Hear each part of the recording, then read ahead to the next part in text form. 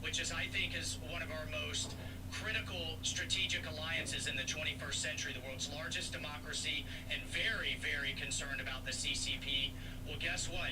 China now has a new ally against India with this axis from China to Pakistan to the Taliban. So we've left our allies high and dry. We are blind in the region. There's not a single country in the region, as Representative McCall mentioned, that have agreed to allow our counterterrorism forces to base around Afghanistan. So we are in a horrible position, and it's all of our own making. This is of Biden's own making, and it's a strategic blunder of historic proportions.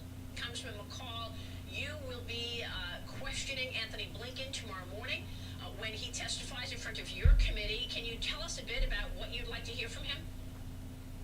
Yeah, I want to hear from him. Why did this go so bad? How did he get it so wrong?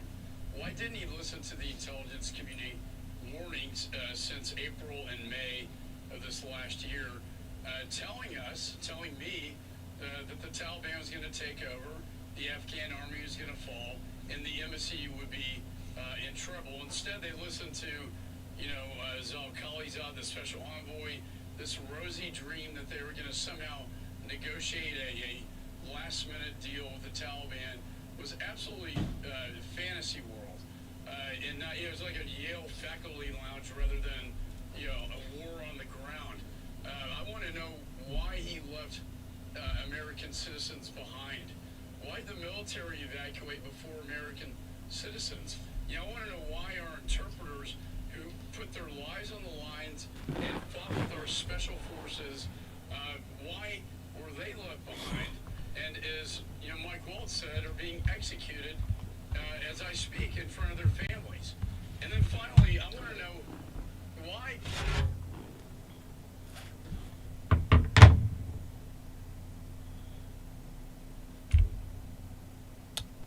Soundboard. Mic check, mic check. All right. Speaker.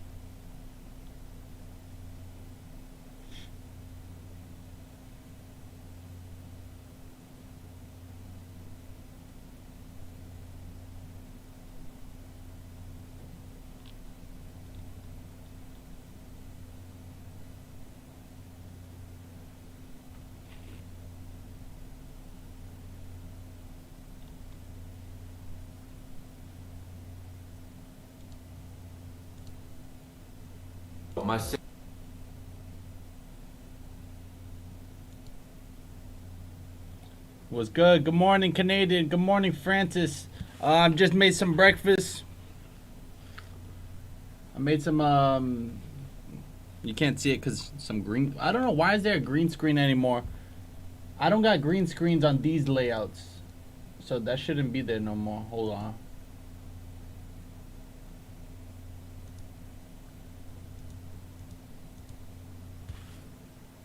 Bang. Got some waffles, got some eggs.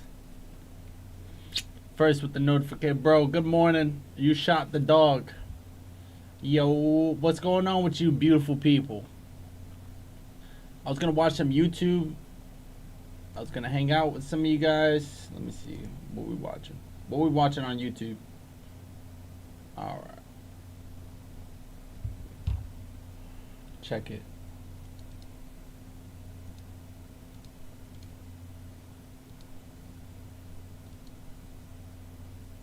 Oh no, now I need my green screen. Fuck. Now I need it. It shouldn't be like that. I don't know why one affects all, and it pisses me off. I got you right now. Let me show you something.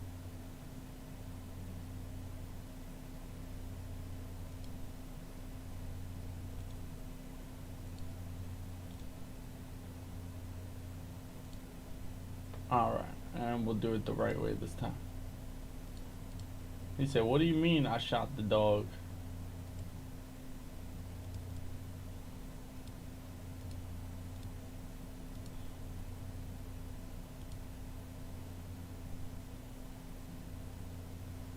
Oh, he's seen your last gameplay, he said. Sister recommended me try Curology, and at first I was like, a little bit skeptical. Looking around online, it's easy to get the wrong impression about the Joker and Harley Quinn.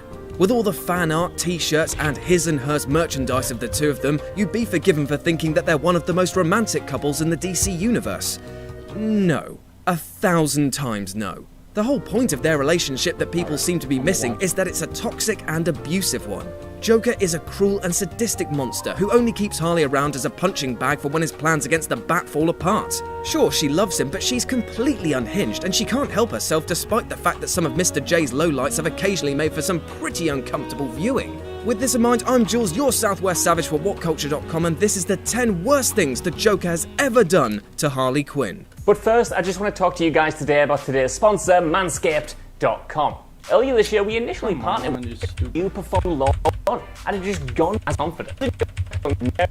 How long is that Of ad? Superman's for a year. Tying into the video game, the Injustice comic series examines the beginnings of Superman's descent into villainy when the Joker tricks him into killing Lois, their unborn child, and ultimately the clown prince of crime himself. His death hit Harley pretty hard, and a lot of the series focuses on her trying to move on. It also highlighted just how messed up their relationship was. In one heartbreaking scene, Harley confessed to a pregnant Black Canary that she had a daughter.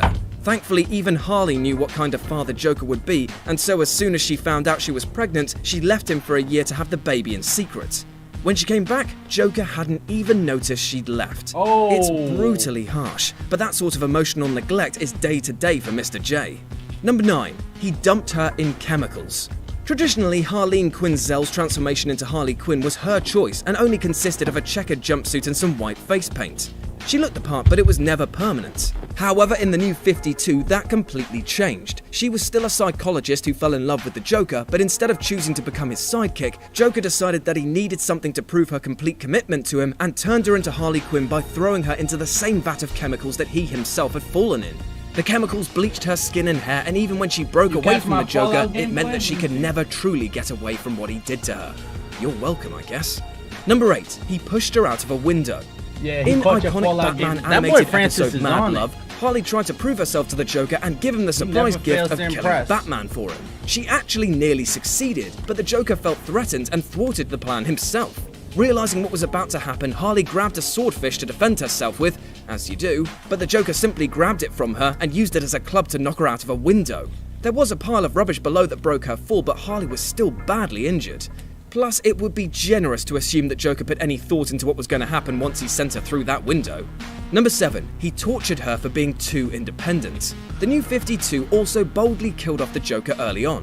Without her pudding, a distraught Harley Quinn was drafted into the Suicide Squad, where she found a new reason to live, found romance, and became independent for the first time. Unfortunately for her, the Joker survived, and he didn't like how Harley was now thinking for herself, and decided that she needed an, air quote, refresher course. After threatening to kill her teammates, Joker convinced Harley to come with him.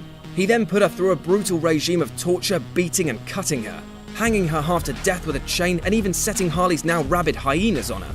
When all of this failed, Joker dragged her into a cellar and chained her to a wall. He then showed her the rest of the dungeon, which was filled with corpses of his other Harleys, all wearing the same outfit as her. Number 6. He planned to kill her in front of Batman. At the time of Batman number 663, Joker was in a pretty bad place. He'd recently been shot in the face by a Batman stream imposter and later was to trapped show off inside Arkham Asylum. camera At that progress. point, he decided to Hey, up his Danny, you game got a and new restyle camera? himself as a crime I gotta god, check it out. starting by wiping away all the traces of his old life. He sent Harley to deliver poisoned red and black flowers to all his old henchmen, before she lured Batman to Arkham Asylum, seemingly for a final showdown with the Joker. However, once Batman arrived, he revealed that he was really trying to save Harley. He pointed out the red and black flowers as evidence that the Joker's punchline was actually to kill her in front of his arch-enemy. Harley didn't believe him, but Batman was proven right when the Joker held a razor against her throat. She managed to escape though and even turned against the Joker, shooting him in the shoulder to incapacitate him. Number 5. He tried to cut off her face. While the Joker has never been even remotely sane, the New 52 turned him into a complete psychopath. Joker deliberately got himself thrown into Arkham Asylum so that he could meet the doll maker who he convinced to carve off his face before trying to destroy the Bat family. He, of course, brought Harley Quinn along for the ride, but not before he decided that her face needed to match his own. Harley resisted at first, as you would, but soon gave in to her lover's demands. The saddest part is that her main concern was the Joker wouldn't find her attractive anymore. Thankfully, he didn't actually go through with it, with Harley's display of devotion being just enough for him. Number 4. He locked her in a rocket. One of Harley's dreams in life is for the Joker to confess that he really loves her. In one of her earlier appearances, he actually did. Unfortunately, those kinds of emotions would... You're going on a journey.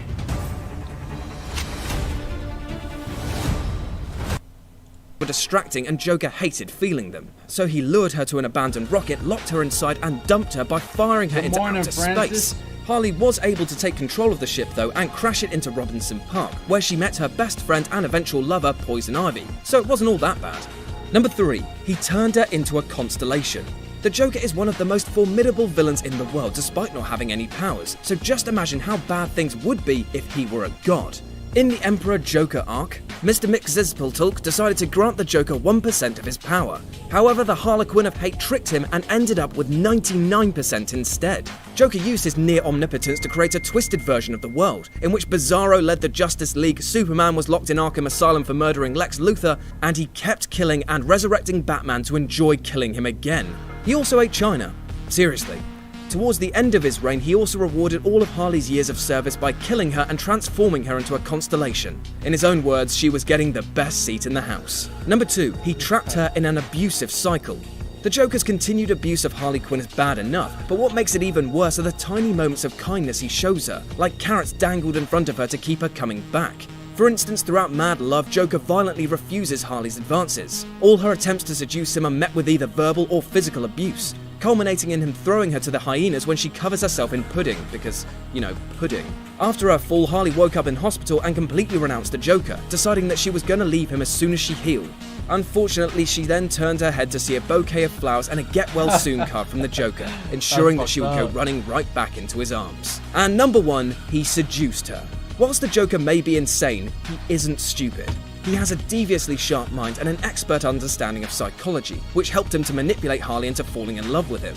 In Arkham, he turned the promising psychiatrist who took an interest in him into his plaything, using classic psychological triggers like an abusive father to lure Quinzel into thinking that she could fix him. Then he played on her insecurities of the Joker. That was a good one.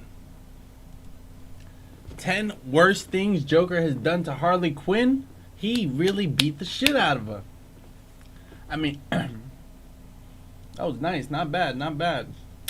Some of the stuff I like watching is video game reviews. I love watching it. They're great. Like the right here, it says The Last of Us 2, Forgiving the Unforgivable. The Last of Us 2, An Incoherent Disaster. I've watched these. I haven't watched that 5-hour one. I gotta watch that one. But yeah, I love watching this. How to Beat, Don't Breathe. Let me put How to Beat. Let's see How to Beat. How to Beats are really good. How to Beat the Death Game. I never seen this one. If you've been kidnapped to star in a reality TV show, only to find you've been trapped in a brutal death game, what would you do? When popularity is the only thing keeping you alive, the most manipulative person will be the winner, and you'll never guess who it is. I'm going to break down the mistakes made, what you should do, and how to beat the death game in Funhouse. Millions of people are going to watch this man die. Casper here wakes up in a strange room with no idea where he is, and the only clue is this welcome card on the side of his bed. Walking out of his room, the man finds 2 other guys in the common area, and they're just as confused as he is. They all agreed to appear on a reality TV show, but never read the contract, and now they have no idea what they're in for. The man in the pink shirt tells them they were all sedated before they were brought here, their phones were taken away, and I'm all banned the on exits TikTok, were locked. so I didn't see it. All the remaining contestants walk into the common Unless you room tagged and my say new hello to the profile, other I didn't players, see it, when my friend. suddenly the TV turns on and announces that Fergus's House of Fun has officially started. Alright, They're it offering started. $5 million to the lucky winner, and each of the contestants are introduced to the audience. That's when this animated panda Fergus appears and explains the rules. Every 3 days, the audience will vote on which contestant gets to stay, and whoever has the least votes per round must complete a challenge. If they fail, they'll be taken out of the game, but they have no idea that losing will get them killed. They're not allowed to leave the house, and everything they do will be streamed 24/7. The only other people they'll see are the staff, but they're forbidden from telling the contestants anything. Okay, this is really suspicious. I like it. First of all, every single one of these celebrities were drugged and kidnapped. Can you But the guys fact hear that they seem laid back videos? about this tells Let us me a know if lot you can about hear who the they are, videos. because it means that they're either all stupid or extremely desperate for fame, and that kind of information will be very important to our survival later on. Now, there's nothing here that directly tells us this will turn into a death game yet, but they're soon going to realize that this reality Let me know show if you is can a hear me. horrifying trap to Hear torture the them for videos. entertainment, with challenges they'll have to face if they want to be the sole winner of this game. The viewers who watch this show will be voting on who they want to stay in the game, but they will be basing this decision on your influence and friendliness within the group. This makes the Wow, you relationships live- we form with you the other live players by your incredibly followers. important Your to our followers survival. keep you because alive. if we choose to befriend the weakest player, it will hurt our chances. The best strategy is to rank order each player's most valuable skills and influence level, and make sure that we are connecting to the strongest players in the group. If we are more associated with the most talented and likable players, then we will be perceived in the same way and won't get voted out in Loud the and early clear. rounds. All right, Francis. Now, the most valuable player here in terms of skills and intelligence has got to be Kat. She's a chess master, a trained martial artist, and is smart enough to stay quiet and be observant while the others run their mouths without thinking. In terms of influence, the most valuable player is probably Jimena. She's a famous blogger known for covering celebrity gossip, so she has a natural ability to spin false narratives to damage someone's reputation. This could be a deadly tool in a reality TV show, because if we get on her bad side, she could manipulate the voters against us. We want that skill set working in our favor, so she would be my next strategic relationship. The weakest member has got to be Dex here. He's a It's a rapper fun whose fame house, is predicated but on musical you talent, live by if you your want to call it followers. that. That's So funny. people will care much less about his opinion or personality. That means he has very little influence or skills that would be useful to our survival. The YouTuber in the pink shirt and Ula, the Instagram model, are A in the same YouTuber, category. an Instagram They don't model. have skills or transferable influence that can be utilized for game survival, so forming relationships with them would be a waste of time. This woman Jimena thinks this game is very suspicious, but with a chance to win $5 million, they all agree to the terms and decide to spend the next 3 days partying as hard as they can. The contestants bond over the experience, getting closer to each other, and introduce themselves to the Playing video viewers as they games. try to get as many votes as possible to advance to the next round. But one of these players is about to become the game's first victim. On the third day, the group gathers to watch as the votes come in and find out that 2 contestants have lost. Lonnie and Nevins here will have to face each other in a knockout round to stay in the game. The others go to this small room to watch the losers complete their challenge, and a pair of blinding goggles are placed over Lonnie's eyes as music starts to play. That's when they all see Nevin being lowered down. Whoa. He's bound and gagged, and there's nothing they can do to warn her that she's been tricked. The woman is given a studded baseball bat and then spun around by the staff before she's let loose. If you can go back to the first time we met, what Oh, advice would you give hell yourself no. regarding being in Ooh. a relationship with me? He's gagged and stuff. Look at this cute couple. The other contestants watch in horror as she swings the bat, hitting him over and over until there's nothing left but a bloody pulp. The announcer finally tells her to take off the goggles, and she's shocked to see the man's corpse, realizing she's just committed murder. That's 1 down, with 7 to go. Killed the The YouTuber group like is scared for their lives, and the blonde woman begs to be All let right, out, Canadian, but the I'ma panda check it tells out. them they're I'ma check trapped it out right until now. only 1 contestant is left, and if they don't cooperate, they will be punished with a fate worse than death. Okay, on the surface, this is a terrifying reality to find ourselves in. But if you look just beneath it, you'll find a very stupid person with no instincts for survival. This man did absolutely nothing to Evolutionary prevent phase. himself from getting beaten with a spiked baseball bat. And if he's not even gonna put up a struggle, then he deserves to die. Instead of hanging like a dead fish, he could have lifted his legs and swung on the chain to try and avoid getting hit. If it were me, I also would have tried kicking the bat before it strikes to get her attention, because she wouldn't be able to mistake me for a piñata. Surviving this death game required minimal effort, and this man wasn't smart enough to even try. Now we can also blame this girl, but to a much lesser degree. She couldn't see anything in the room, and would have no reason to think that it's a human being she was hitting, but there was still information for her to realize that something was wrong. A papier-mâché piñata is extremely light, and you would be able to feel the weight and density of the object from the resistance and the bat's recoil. It should have been immediately clear to her that she was not hitting this tiny piñata, and that's on her. Now, this is just about the only thing we can blame her for, because psychological experiments have clearly shown us that when an authority figure tells you to do something, you are statistically more likely to obey them than to use your own judgment. This is what they found in the Milgram experiment, where they had people participate by giving other people electric shocks. Almost everyone obeyed the orders against their own judgment, which is crazy, and as long as the authority seems legitimate, people are more likely to obey. This is exactly what happened. And instead of paying attention to her own intuition, she killed a man and nobody could stop her. But there's one crucial detail here that they're all missing. This woman was having the time of her life while listening to music, and you can have the same experience without ever having to get tangled up by wires getting in your way. Raycon earbuds are comfortable, they sound great, and they start at half the price. While studying, you really shouldn't have to break the bank to be able to add confident that you'll to beat. The players are freaking out when suddenly the panda appears and congratulates them for reaching the next round. They're horrified and beg to be set free from this reality show, but that's when we finally get to see the mastermind behind this death game. He's been the voice of the panda this whole time and tells them that the only way to escape is to win. Nobody knows where they are, and only one of them will be let out of here alive. They go back to the common room to try to figure out what they should do next, and this man Dex here insists they should try to escape. Looking around, he finds a window that leads outside and thinks they might be able to climb over the wall. Casper insists they need to think of a better plan, but the man refuses to listen and throws one of the chairs straight through the window, breaking the glass. Suddenly, the night sky glitches out, revealing itself to be a projection, and what they thought was outside is actually a closed-off room. They're somewhere underground, and they realize there's no way out but to play and win. That's when the panda appears on the television and tells them that since Dex broke the rules, he will now be punished. 3 masked men come into the room, pointing their guns at the man and shoot him in the leg. They drag him out and take the contestant away to the challenge room, where they put him inside an empty vat. All the players watch in fear as the staff bring in a barrel full of fluoroantimonic acid. The panda tells them it's so corrosive that it can melt a person's flesh in minutes. And as the staff dump the chemicals, the others can do nothing but watch as he screams in agonizing pain. After a minute of being submerged in the pool, the man is pulled out of the vat, and the other contestants are horrified, seeing that he's half the man he used to be. That's 2 down, with 6 to go. In the common room, the blonde woman is terrified that she's been tricked into a death game, but Jimena here reminds her she's not the only one who's been lied to. She mocks the woman for using her body to get votes, knowing that the audience just wants to see some skin. It's a cheap tactic, but the girl defends herself, saying that she needs to do anything she can to win and survive. It's sad, but Jimena here has zero compassion for her and tries to go for the jugular.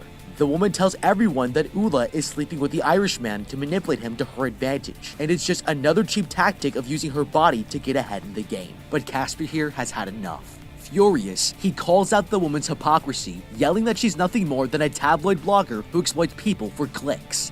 Lonnie here can't believe they're arguing over something so stupid when people have just died, and they all realize that the only way to survive is to play the game. Okay, this is getting gruesome, but the most horrifying thing to realize here is that there's nothing this guy could have done to escape. This is no ordinary death game, because instead of traps, they're punishments, so even if you escape, these guys will just shoot you down. The only way to win is to play by the rules, and prevent yourself from ever being punished in the first place. With this in mind, we need to be spending all our time strategizing how to get more votes while targeting others to make them as unlikable to the viewers as possible. Now, as petty as these 2 girls might sound, it demonstrates one of the most strategic tools we have to work with, because if you can bring out the worst qualities in another player without making yourself look bad, then it manipulates the vote, and they'll be more likely to die. This is an absolute goldmine of an opportunity here, because all of these celebrities are selfish people who'll do anything for fame. So there are tons of bad qualities to exploit, and we can turn the voters against them. I would have done what Casper did by targeting Jimena here and highlighting just how evil she actually is. By pointing out she's written stories on all the other contestants and exploited their suffering, we can pit the whole group against her, and if the group hates her, then the audience will hate her too. I would also have defended Ula here when Jimena was accusing her of using her sexuality to gain votes. It's a totally fair criticism, but sticking up for her is going to make me look like a good guy, and it will earn me more votes from the viewers. Jimena will come out of the situation looking really bad, and it's going to get her the least amount of votes, which means she'll be next to die in the punishment round. This is the ideal situation to take advantage of, and if we stir up as much chaos as possible without getting emotionally involved, we'll come out on top. Desperate to stay What's alive, stopping them- each player what's goes into the stopping them from confession just booth killing and the talks other to the contestants? audience, and they'll say anything to get a vote. What if I With just tears in killed her all the eyes, other Jimena here contestants? tells them she doesn't deserve to be put through this death game, while the blonde woman begs for help, terrified of dying. The viewers feel sympathetic and start voting on who should survive. They don't think this game is real, but they're about to find out they've made a huge mistake. As people around the world have been watching this death game reality show, the FBI have started an investigation to find the 6 kidnapped contestants. But the mastermind behind this game has made sure there's no way to block the show from streaming. Casper's ex-wife appears on the air and pleads with the public to stop voting, but the reporter points out voting might be the only thing that saves her ex-husband. Wow. That night, the group asks Casper how he came to meet his ex-wife, and he explains that he started dating her before she became famous. After 3 months of touring together, they got married and starred in a reality TV show, but things took a bad turn, which eventually led to their divorce. Suddenly, the panda interrupts the group's bonding session to announce the results of the next vote. This time, the blonde and the Mexican woman are tied for last place. They're terrified of what punishment awaits, and the panda announces they must now participate in a tie-breaking challenge called Blind Rage. That's when the staff come in carrying Damn, guns these and guys take the are losers weird. away to face their punishment. In the challenge room, the panda explains the rules. They will each be given an axe, and when the lights go out, they must fight each other until one of them is dead. With their weapons in hand, the lights are turned off and the challenge begins. Jimena sneaks towards the other contestant and starts swinging, trying to kill the blonde. my The woman dodges her attack at the God. last second and drops the axe on the ground, Oh leaving my herself defenseless. God. Look, did you know there was a government-funded Got them education fighting with grant axes in the that could dark. deposit up to The odds are in Jimena's favor, but the blonde picks her weapon up, and with one vicious swing, she drives the axe straight into the other woman's skull. Another contestant has just been killed, and that's now 3 down, with 5 to go. Okay, this is starting to get a lot more interesting, because now we're seeing these challenges turn into death matches against the other players. This is a really big deal, and it actually gives us a much greater chance to stay in the game instead of just being punished. Now, from the beginning of this challenge, both of these girls have the same odds of winning, but neither of them realized that whoever acts first is going to be more Whoever likely to acts survive. first. When the lights go out, the first instinct is caution, because if we can't see, then there's no way to defend ourselves against an oncoming attack. This is exactly why we should fight against this instinct and be the first person to strike. Strategically, the most important thing to realize is that your opponent won't move right away, so we'll be able to find their position from memory if we act quickly. Now, this doesn't mean we should sprint straight at her, because we might run right into her axe. So if it were me, I would use the room's geometry to my advantage and move to the wall, letting it easily guide me to the opposite corner. This puts you in an excellent position to attack your opponent, because now you're behind them and you'll be able to use the right angle corner to intuitively triangulate their last known position quite effectively. The goal here is to ram into them and push them over, because you'll never be able to time the swing correctly if you don't know how close you are to them. Once they are on the ground, you'll have a better idea of their proximity and be able to take them out in one fatal swing. Later that night, Casper's lying in bed when he hears a loud crash coming from the common room. Rushing out, he sees the Irishman laid out drunk on the floor, and sitting on a corner of the couch is the blonde. Yeah, this is a good one, guys. She asks I told him to you take a that seat how the next to beats her, are really but good. Casper turns her down, These are and really realizing good. that she's incredibly drunk, the man carries her back to her bed. He's about to leave the room when she begs him to stay a bit longer and kisses him, thinking that the audience will vote for them if they sleep together. That's when the Irishman catches them in the act and grabs Casper here in a chokehold, ready to strangle the man to death. He's been sleeping with Ula here since the first night in the game, and even though he knows she's manipulating him, the man is consumed with jealousy. Suddenly, Lonnie rushes in and gets him to let go, but nobody realizes this one moment will change the rest of the game. The next morning, the group gathers in the common room where the panda announces the results of the next voting session. Casper has been given the most votes, while the blonde woman has received the least, but the Casper panda won will that give her one final chance to survive. She must play a game of memory, and has 2 minutes to match pictures of her Instagram selfies together before time runs out. With the clock counting down, she begins turning the cards over and searches desperately for its match, but she's too slow. The timer reaches 0, and she's failed to match How do the you last not 2 win that in pairs. 2 minutes? So now she must be punished. Forced to spin the wheel of fun to pick her form of punishment, Ula here has no choice but to accept her fate. The wheel lands on Black and sentences her to execution by a stretching rack. One of the gunmen grabs her, but the woman freaks out and jumps onto the man, biting good his shit. throat open. Good shit. Another staff member rushes Fuck in it. to knock her out, and the woman wakes up with Aw, 4 ropes she tied to tried. her arms Aw, and legs. she The other tried. contestants watch as she's slowly pulled apart and torn limb from limb until she dies. That's 4 down That's with fucked 4 to up. go. She tried. Okay, This was not a physical challenge, but it was still nice, extremely beatable. Obviously, if she had a better memory, it would have helped. But there might have been a strategy here that could have saved her a lot of time to figure out where the matches were. The biggest thing working against her here is having to move across the room to flip the cards over, because it's very time consuming. If it were me, instead of running around like a panicking chicken, the best method would be to systematically reveal the row of cards that you are closest to and memorize them.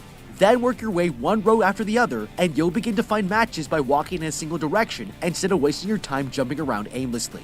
Now, there is another way to optimize this, and that would be to start from the center where you have access to the most amount of cards without having to move around. What's crazy interesting here is that this strategy would actually give you a 97% chance of finding a match within arm's reach, and a 70% chance of there being more than one pair. Now, I know it sounds very counterintuitive, and in probability math, this is called a veridical paradox, where a conclusion is true despite it seeming impossible. Now, for Ula here, a 97% chance of finding a pair are great odds, but despite this, it's still not the best strategy to use. The problem with this is that it requires you to memorize more of them, and the more cards you have to keep in your short-term memory, the easier it is to forget where they are. On average, humans can only store 7 items in their short-term memory, and in a stressful situation like this where you're playing for your survival, even that is a lot to ask. Now, none of this means it's not possible to win the game. 2 minutes is an extremely short amount of time, but as long as you have a strategy that keeps you from wasting your time running around the room, you might have a shot at escaping this death sentence and live to fight another day.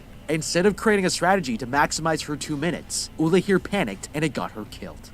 The next morning, the group is depressed as they realize 3 more of them will die, but the panda decides to cheer them up and has left a gift for them in the hallway. Casper opens the present and finds an envelope for each player in the game, but when they all look inside, they find photos of their families. They start breaking down in tears as they all realize they may never see their loved ones ever again. It's a harsh reminder to Casper of his parents' tragic death as a kid, and he walks off to the pool room to calm himself down. Lonnie here comes in to check on him and comforts the man. She tells him that this game is trying to manipulate them and that he shouldn't let it get to his head. Later, the contestants gather back in the common room for the results of the next voting session, and find out that this time, the Irishman has gotten the least amount of votes, with Casper far ahead in the lead. As a reward for coming in first place, the panda shows what actually happened between the blonde and Casper the night before. It's clear to everyone that Casper was a perfect gentleman and turned her offer down. It's the reason he's getting the most votes out of everybody, and the audience is showing their support. The Irishman realizes he's made a terrible mistake, and now it's going to get him killed. He apologizes to Casper for jumping to conclusions, but the audience has already made their decision. The panda reveals that as the loser, he'll have to enter a fight to the death against one of these 4 fighters. Damn! A fight to the death against 4 wrestlers. Basically, let me see this. All the voters watching make their choice, and when they tally up all the votes, the audience has chosen Botus here, who he'll have to fight to the death. The players know that he doesn't stand much of a chance. Has chosen Botus. All the So the Irish guy got the least votes, and now his death game is to fight 1 out of 4 people. Let me see the contestants. Voters watching make their choice, and when they tally up all the votes, the audience has chosen Botus here, who he'll have to fight to the death. Hold on. And when they tally up all the votes, the audience. Which one would you rather fight? Which one would you rather fight, guys? Sabnok, Vapula, Botus, and Orbas. Orbas, Sabnok, Botus, and Vapula. Oh! Yo! Vapula looks ripped. Sabnok, I think I would want to fight Sabnok, but he looks like a psycho. Like he'll put his thumbs in your eyes. Sabnok. Botus look big. Botus look big. Orbis look big too. Got the pig mask. Woo, Vapula. I think I would want to fight Sabnok, but he's probably a psycho. Damn. Has chosen Botus here, who he'll have to fight to the death. The players know that he doesn't stand much of a chance fighting against this guy, and the group toasts the man to wish him luck in the most Irish way possible. The Irishman heads to the challenge room to face off against his opponent. Come on, inside, he finally meets Botus, and this man is an absolute giant. It's an unfair fight, but the Irishman takes his corner, and a bell rings to start the fight. Irishman. The 2 men trade blows, and even though his opponent is significantly bigger, the Irishman overcomes the odds and chokes him to death. He's the only person to beat his challenge, but it's not over yet. The 3 other fighters that weren't chosen suddenly come out of the shadows, and he's told he must take them all on at the same time. Against 3 fresh opponents, he tries to put up a fight, but they take him down and brutally beat the man to death. That's 5 down, with 3 to go. He beat up the one guy. This is the most deadly challenge they've had so far, but the up. only way he would have won is to cheat. I gotta be honest here. If I were in this situation, there's no way I could win this death match because I'm not a fighter, and even going up the stairs for me is exhausting. Having said that, if we can't overpower this beast of a man with our strength, then we're going to have to do it with our brains. Now, something I wouldn't do is drink before the match, because alcohol is going to make you react slower and have bad coordination during the fight. Instead of drinking shots with your friends, I would sneak the shot glasses into the arena and use them as projectiles to throw at him. Doing this will cause him to flinch, which helps me close the distance and land blows without getting hurt. As a general strategy, we do not want to get in this guy's space. This is one monster of a man, which means he's slow, but if he gets you in his area of attack, he'll wrestle you to the ground and you won't be able to stop him. The best way to prevent this is to limit your attacks to long distance and quick movement, because your only advantage is speed. Scary. The objective is to get him tied distance and quick movement, because your only advantage. The best way he gets you in his area of attack, he'll wrestle you to the ground and you won't be able to stop him. The best way to prevent this is to limit your attacks to long distance and quick movement, because your only advantage here is speed. The objective is to get him tired and move yourself around him to find your best opportunity to strike instead of rushing straight into his attack range. Now, even if we take this guy down, that leaves us with 3 new fighters, and even for a trained martial artist, you're not likely to beat them, which means we need to flip this deathmatch on its head. As a last-ditch effort, you might be able to buy yourself time to recover by suggesting that the audience would rather see a series of one-on-one matches to maximize the entertainment value, and this will make the show 10 times better. By using the mastermind's desire to please his audience, he might leave it to the viewers to decide, and our chances of survival will go up. After the challenge is over, Casper here has a conversation with the mastermind one-on-one. He decides to ask him what his motives are behind this game, and the man explains that he finds it disgusting how some people can become famous through no hard work or talent, and that he wants to cleanse the world of people just like them. That's when Lonnie comes into the room, insisting they're not like that, and will prove him wrong. The mastermind is certain that the only reason they're even on the show is because they're all fame whores and want success without earning it, but he'll give them a chance to prove him wrong. Leaving them for the night, the screen goes dark, and the 2 players decide to spend their last night together with millions of viewers watching. There's not a single room that doesn't have a camera, but in a game where popularity and public opinion means everything, it might have been the smartest decision they've ever made. The next day, the remaining 3 contestants gather in the common room to await the results, with no idea this will be the last time. The panda announces that Kat here has received the fewest votes this round, but she has one chance to redeem herself, and her challenge will be to beat the game's own mastermind, Furcus the Panda, in a chess match. Meanwhile, the FBI is hard at work on determining the location of the funhouse, and this cop figures out the show is taking place in Grady, Oklahoma. A SWAT team is sent out to investigate the area and manage to find a trapdoor with a panda face symbol on it, just like the ones in the show. As they open up the hatch, they're shocked to find the severed heads of the contestants inside, along with a bomb that's about to explode. They were tricked, and will never rescue the remaining victims in time. At the real funhouse, Kat here is about to start her challenge, where a chessboard has been set up with oversized pieces. The panda explains that if he wins, she'll have to spin the Wheel of Fun just like Ula did, but her chances of winning are slim. The game begins, and Kat here is confident that she can win this, but the mastermind is always 2 steps ahead of her, and she realizes she's met her match. They've reached a checkmate, and she has no choice but to surrender her king, admitting defeat as the mastermind gloats in his victory. Kat here loses the game and is forced to spin the Wheel of Fun, but she lucks out. It lands on the gold section, meaning she's free to go, and the challenge will be passed on to Lonnie, who must now step into the room to take Kat's punishment for her.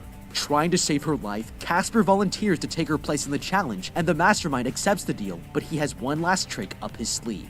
That's when he reveals that the next challenge is to have Casper and Lonnie duel to the death. But if they refuse, they'll cook his girlfriend alive inside a brazen bowl and feed her body to him for dinner. With no way out but to play, they both take up a pistol and walk 10 paces away from each other. Turning around, they point their guns at each other, but decide to end this game on their own terms. Instead, they sacrifice themselves so they won't have to kill each other. That's 7 down with none to go. Okay, this is tragic, but it was also entirely unnecessary. Casper here demanded that he take the punishment with the assumption that he might die to save her life. But when it became a duel against each other, they decided that it's much better for 2 people to die rather than 1. These are seriously the dumbest people on Earth, because they still had so many options available to them, and if Casper here still wanted to be a hero, he could have simply given his life in the duel to let her win. Now, if it were me, and we were actually interested in staying alive, there are two alternatives that I would have considered. The first is to tell Lonnie here that we should both end our lives in protest, but at the last second I would chicken out and just not pull the trigger. When she dies, I become the winner, and it makes this a really easy problem to solve. She would be dead, and we would be the winner by default. Now, this would have one seriously devastating problem, because even though we would survive the duel, there's still another voting round against Kat here, and tricking your new girlfriend into the wrong end of her own gun is not going to be a popular move to the voters. The better solution is to actually consider what the rules were, because the panda never told them that one of the players had to die. It would have been perfectly legal within the rules of the game to shoot the other player somewhere that was not fatal, and the round could theoretically be over. Now, the panda might want to get vindictive and force you to keep shooting, but I highly doubt it, because these are single-shot muzzle-loading pistols. Reloading one of these guns is incredibly time-consuming, which does not make for exciting television. Nobody wants to sit there and watch you reload 100-year-old pistols for 30 minutes. With this in mind, honoring the rules of the game by injuring the other player without killing them might be just enough to pass the challenge and survive into the next round. Kat here is the only survivor left, and she stares at the dead bodies in shock as all the staff begin to applaud her victory. With 7 players dead, she's finally won this death game, and the viewers just can't wait for Season 2. Escaping with $5 million in a duffel bag, the woman is found by a passerby and rescued. The authorities are still in the hunt for the mastermind behind the funhouse, and the FBI holds her for questioning, but she has no information to help them find the criminal.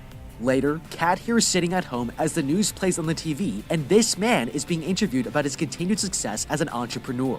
No one knows that this man was the mastermind keeping celebrities trapped in a death game, and he'll never be stopped. After the interview, the man is playing the piano when Kat suddenly enters the room. She walks over to him, and they share a passionate kiss. These two were secretly working together this whole time, and he rigged the game and let her win, making him the deadliest simp in the world. But what do you think? How would you beat Funhouse? Let me know with the... Making him the deadliest simp. That was nice. Canadian, you didn't see that one coming, huh? I'm telling you, that's a good one. I love those. It's called How to Beat. So they put you in different situations, like how to beat Jigsaw, how to beat Annabelle, how to beat Annabelle, all that shit. Oh my god, that was a great one. I never watched that one too. Nice. There's a bunch of them I have watched that are really good. The Bay Tongue Eating Parasite. How to beat every animatronic. How to beat the death traps in Saw. I liked that one. Hey everyone, I've got some exciting news. Bam! Check it out! If you woke up chained to a pipe in a grungy bathroom with another man and were told that if you killed him, you'd be set free, but if you didn't, you and your family would die. Amanda, who we're all familiar with. If you woke up in a house being filled with poison gas and were told to follow a trapped treasure hunt to find the antidotes, what would you do? In this How to Beat video, we'll follow Jigsaw's latest victims, see if we can make better decisions, and ultimately attempt to beat the traps in Saw 2. Think you can do better? Let us know in the comments. Enjoy these How to Beat videos? Like and subscribe. Have a movie you'd like me to cover? Reply to this comment. If you haven't seen my video on Saw 1, go check it out and see how all of this pain and suffering in this sequel could have been prevented. This video's sponsor is Rage by of their throat, and the TV turns on and in results are Cranks the Standing. His name isn't important because he probably won't be with us for very long. Michael cranks the standing mirror over to see why his eye hurts so much. The results are inconclusive, but it's definitely not a sty. The TV turns on and an evil Dr. Phil tells him that his career as a police informant is over, unless he proves himself worthy. The rules of the game are as follows. The device around your neck is a death mask. If you do not locate the key in time, the mask will close. Think of it like a Venus flytrap. The funny thing about the key he needs is that it's located in the clear jelly-like core of his eyeball. This takes the phrase snitches get stitches to an entirely new level. Man, this makes Amanda seem lucky. She got to scalpel someone else. Michael has to scalpel himself. Jigsaw doesn't provide a demonstration for this trap, but I think it's pretty clear what will happen when this nail-filled mask slams shut. Michael's first course of action is to scream for help, which beautifully reverberates around the concrete basement he's entombed in. The wire attached to his head contraption isn't helping the claustrophobic feeling of being in here, so he yanks it off. Unfortunately, this triggered the spring-loaded clock. Based on the ticking sound, he's got 60 seconds. You can make cupcake baking stressful by adding a timer. This guy's head is inside a nail-filled Venus flytrap with seconds before it closes. He better be able to think clearly under stress. The first thing he sees is a little box on the ground next to him, which has a scalpel in it. You could take the scalpel as a bad sign, or cringe at the thought of slitting your eyeball open like a Pokeball, but at least you have the scalpel. It could be worse. Jigsaw could have left him with nothing and forced him to dig his fingers into his eye socket and rip his eyeball out to get the key. Michael can't muster up the nerve to dig through his eye before the time runs out and his game ends.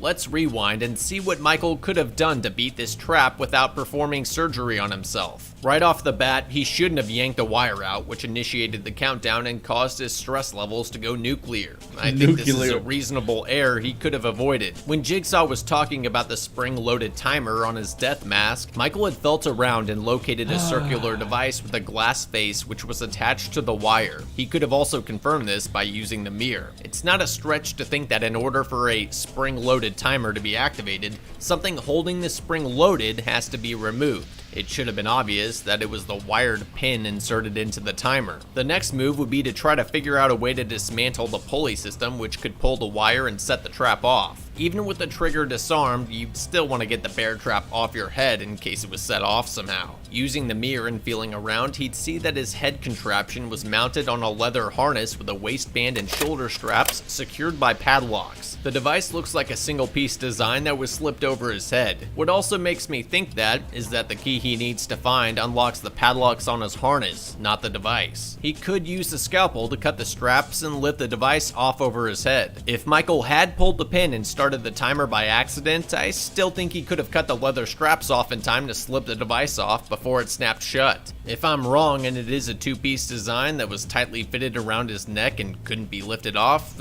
well, then that sucks, especially if he's on the clock. His only option besides getting the key is to jam the device by either shoving the flimsy toolbox in between the levers by his neck or put the metal stool over his head. Bear traps can exert up to 1,000 pounds of pressure, so I'd go with the stool and not the thin metal box. Michael circumventing this trap by jamming it or cutting himself loose might not be enough to beat it if he's locked into a concrete cell. Jigsaw usually requires his victims to sacrifice their pound of flesh in order to be freed, so the door may not be opened for him until he obtains the key. Digging through his vitreous humor to find the key to the door is still a last-ditch move. I'd try to wait a few days before putting myself under the knife in hopes that someone found me. Turns out this was a good call. Michael's body was found by county asbestos cleaners a day or so later. Detective Allison Carey is the lead on the case, but she brings Detective Eric Matthews in because Michael was his informant. Or I should say, they think the body was his informant, based on the writings on the ceiling and the videotapes.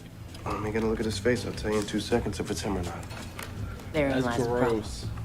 Eric is able to identify the body as his informant based on a tattoo, so Allison pries further to see if he has any idea who would be capable of engineering all this. Eric's no Jim Gordon. He's completely unmotivated to take on this case with the backdrop of his crumbling family life, even after being called out by Jigsaw himself. Back at the police station, Allison... That was fun. Let's watch. I'm about to turn on the PS5 and bullshit. Let me see what kind of screen's that. But oh, nice, yeah. This is.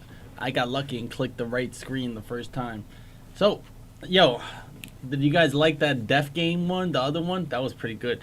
Dude, he had to fight 4 fucking monsters. Beat up one of them, then got jumped by 3. That's fucked up. That is fucked up. Shit. Hope you guys are doing good, man. Thank you guys for joining us. It's so early in the morning.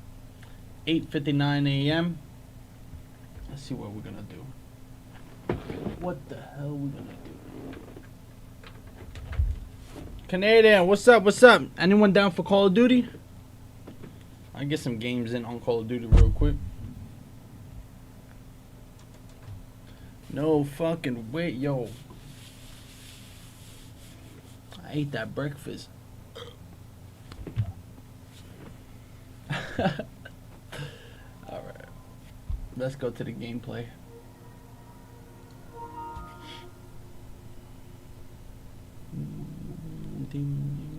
Warzone for honor. We'll do some Warzone.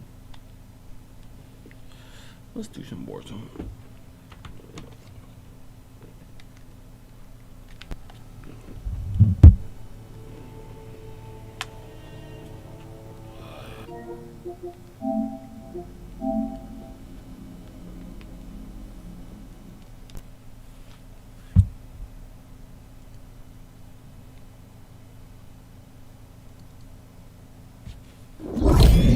Alright, Canadian, you do your thing, alright, buddy? Oh shit, I picked the wrong one. You do your thing.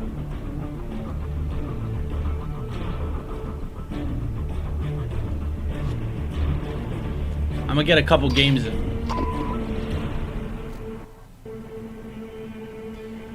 Canadian, you need to start having some better sleep schedule, bro. I'm not one to talk though.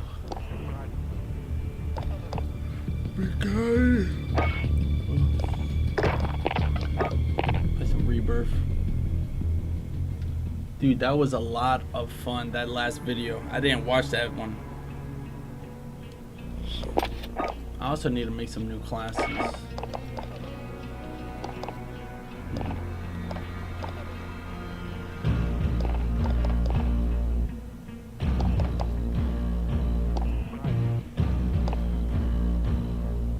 Finn LMG.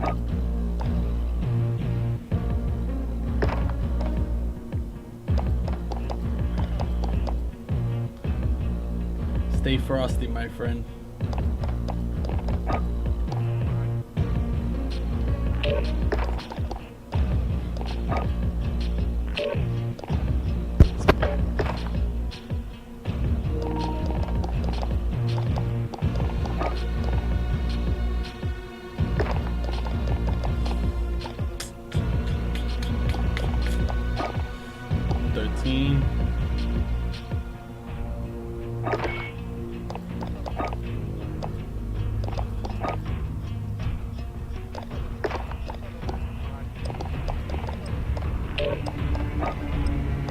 Yeah, they made the Magnum really good in this. I'm not gonna hold you.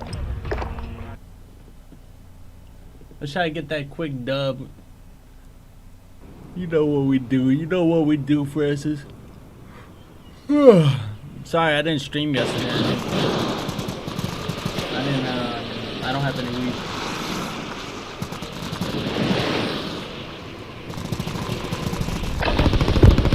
Get yourself to proper warm-up. We'll be deploying soon.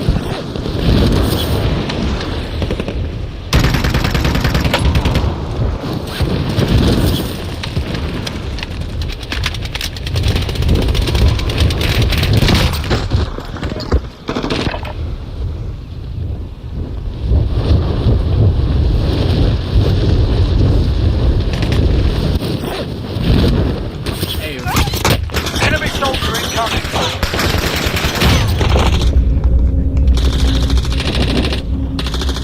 Enough practice. Time for the real thing.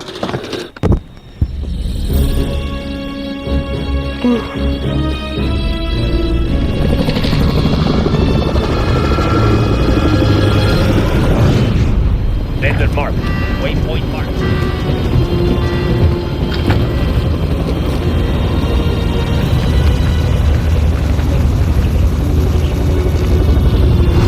That looks so good.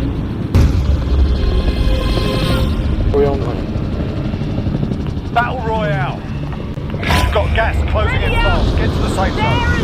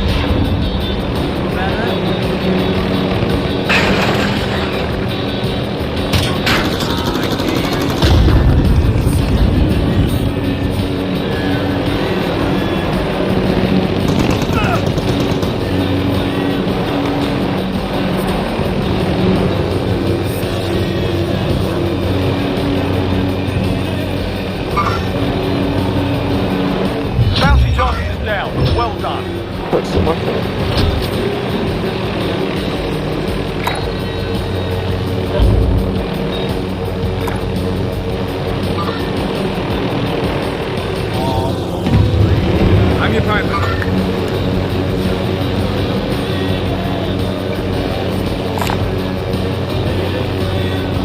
Bounty target is up. Let's get it done.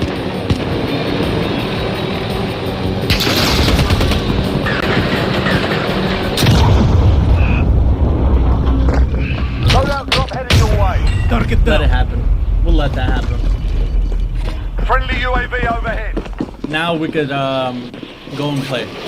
Now we can play regular. Let's go for loadout. I didn't get no kills. Mark the gear.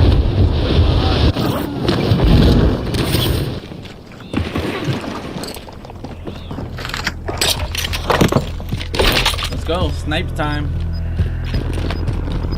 Sniping time.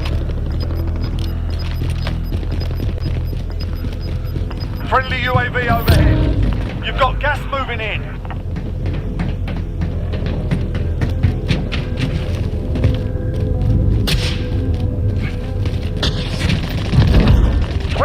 In contact. Stay sharp out there.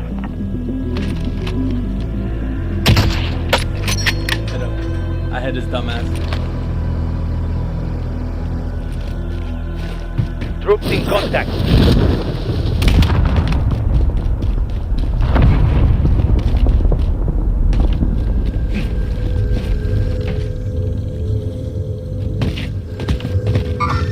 Troops in contact. I want to get on top of Watchtower. Come on! Eyes on enemy.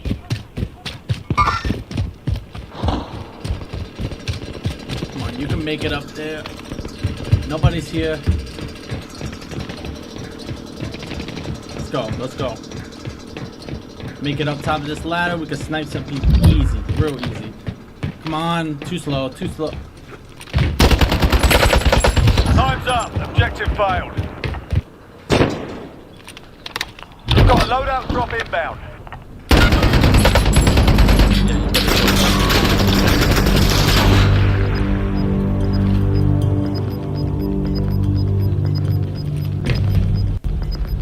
Hostile dropping into the area. What? Come on! Sustaining fire. Foot patrol.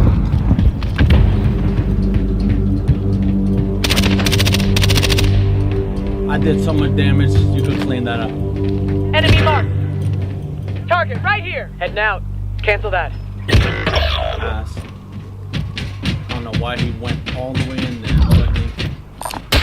Located a bounty contract. Bounty target identified. Slot the bastard. The bounty target is down. Well done.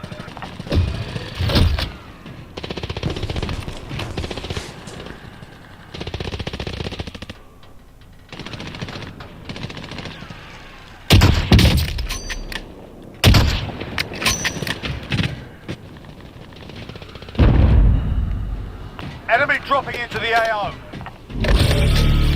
Friendly UAV overhead.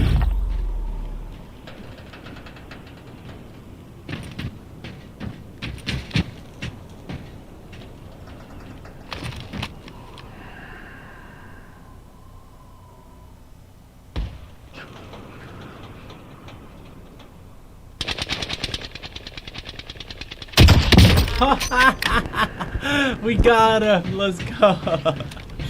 I don't miss, bro. I really don't. I know. I love this one too. Mark the target. I missed out. Sorry. Oh my. Oh my god. Troops in They contact. just said, oh my god. Shut the fuck up. Movimiento.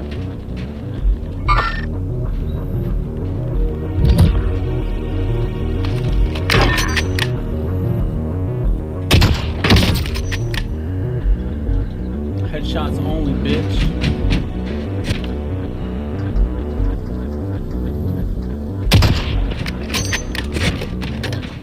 Where's that guy I sniped? I know he's gonna come down. Oh, no, I did not. No, I did not. No, I did not. No, I did not. No, I did not. No, I did not. Fuck.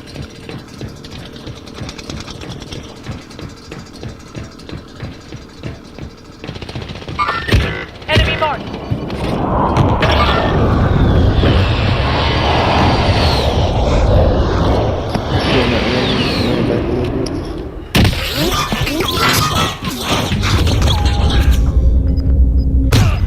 Oh my god, man. How the fuck I died, bro? Let me see this. I see one.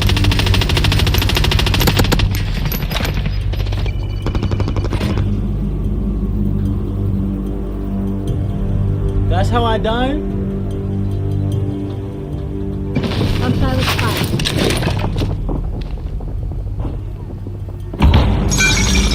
I'm gonna go back up there and get my sniper. Our loadout is running out of time. Sighting in on care package. We got 50 seconds.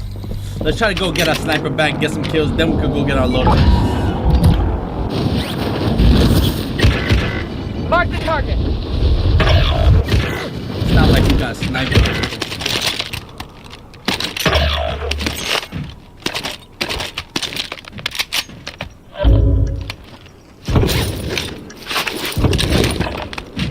Fire cell's done. Prices are back to normal. Stop. You fucking damn girl. Ah, you're mad.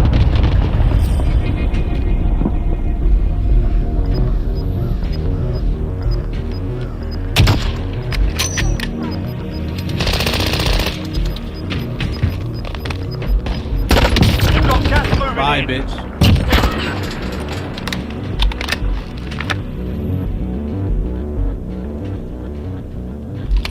Come on, we got some snipers over here.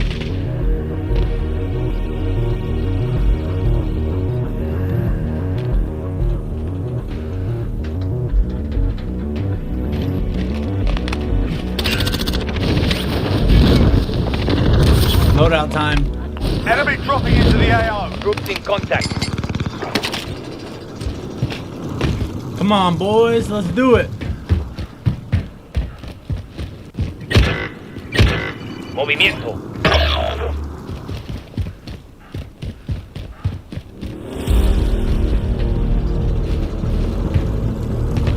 Satchel. Very valid.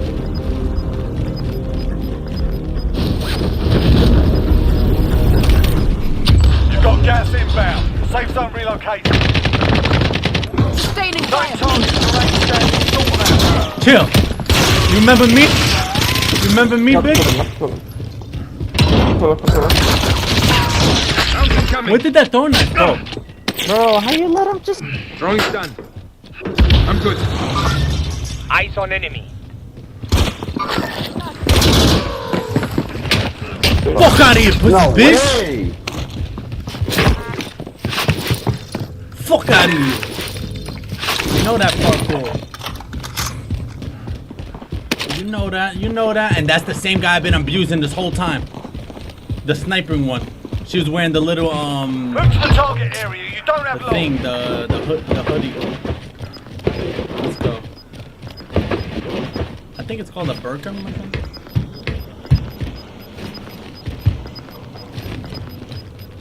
You're losing ground.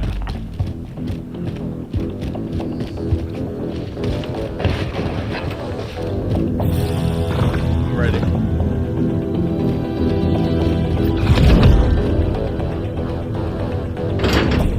Talking over there too. Repositioning. Never mind. Moving.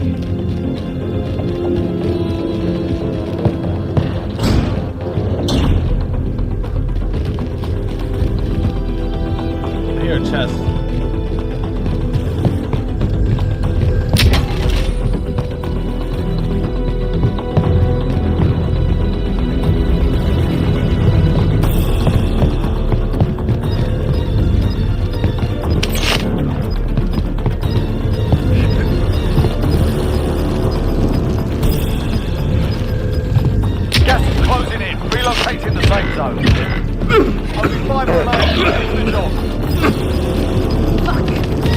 Contact!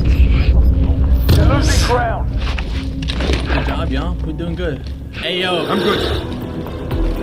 We got this, man. I got my shield. We got I'm gonna try to get this one for 10 kills.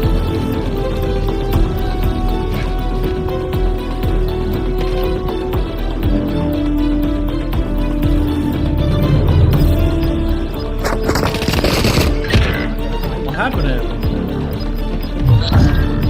Contract failed. Objectives out of range. Gas is inbound. Marking new safe zone. Gas is inbound. Where the fuck did he die from?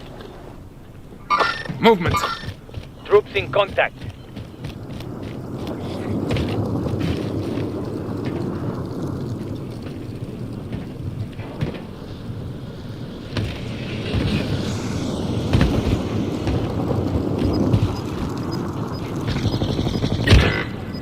This is why you play circle. This is why you always play circle. Gas is closing. Get to the new safe zone. They didn't stand a GG. chance. Good work. Throwing stun. Good shit. GG, everybody. Easy.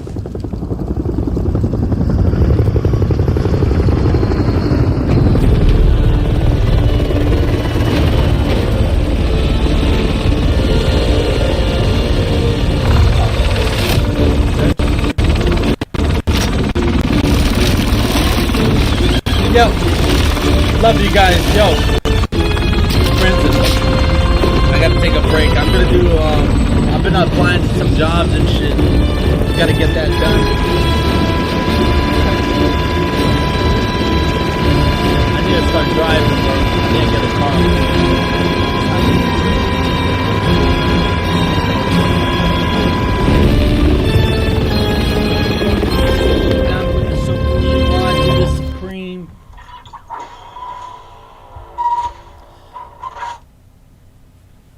Yeah. Well, thanks, man, for joining me, man. I'm sorry I haven't been streaming most of the time. I just been I gotta get shit together. I got the whole world on my shoulders. I got the whole world on my shoulders, and I haven't even started driving yet. So that's what I'm trying to focus on, getting a car. I'm starting from zero. I'm trying to get a car starting from zero. So when I get that, we'll be good. Take it easy, Francis. We love you out here, man. We love you. Thank you for joining us.